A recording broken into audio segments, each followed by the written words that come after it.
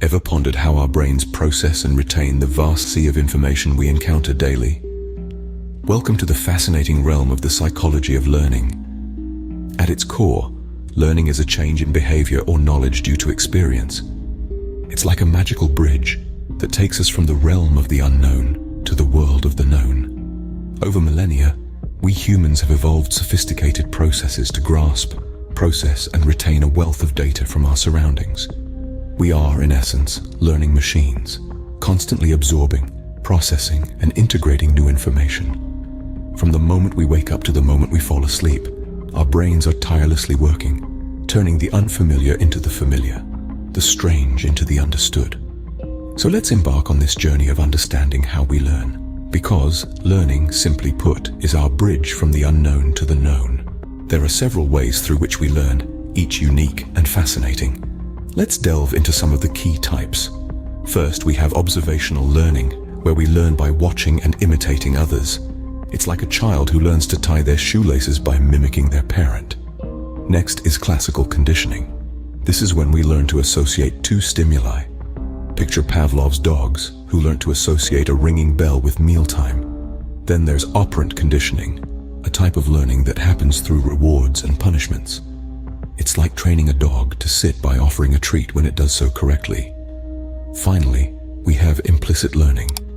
This is the unconscious absorption of information. It's how you learn to ride a bike or to type without constantly looking at the keyboard. These diverse ways of learning demonstrate the flexibility and adaptability of the human mind.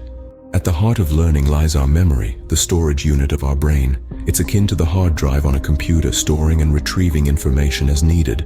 The magic of memory operates in 3 stages, each vital to the learning process. First, we have encoding. This is where our brain converts incoming information into a format it can handle. It's like translating a foreign language into our mother tongue.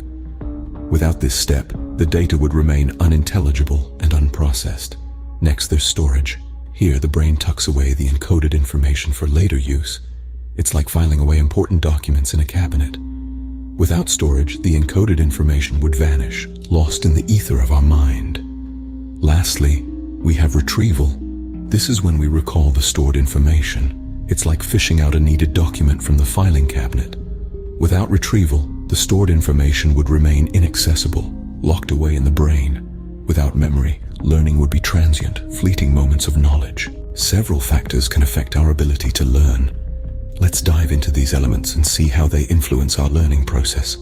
Firstly, attention plays a pivotal role. The more focused we are on a task or information, the more efficiently we can absorb it. It's like shining a spotlight on a stage, illuminating the actors while the rest fades into the background. Next, let's talk about repetition. Revisiting information helps reinforce neural pathways, making the information stick. It's like going over a pencil sketch with a marker, making it bold and hard to erase. Emotion is another key factor. Our brains tend to remember emotional events better. It's as if these events are painted with vibrant colors in our memory, standing out from the rest. Finally, relevance. Information that holds personal significance or practical utility is retained more effectively. It's like our brain prioritizes this information, placing it on a higher shelf for easier access. By understanding these factors, we can create optimal conditions for learning. So, how can we optimize our learning? To begin, active engagement is key.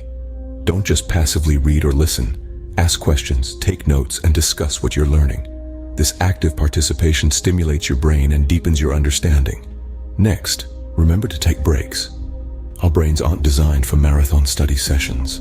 Breaks prevent cognitive overload, giving your brain time to consolidate and store information. Additionally, keep your learning varied. Mix up the subjects or skills you're studying. This keeps your brain active, preventing it from falling into a rut.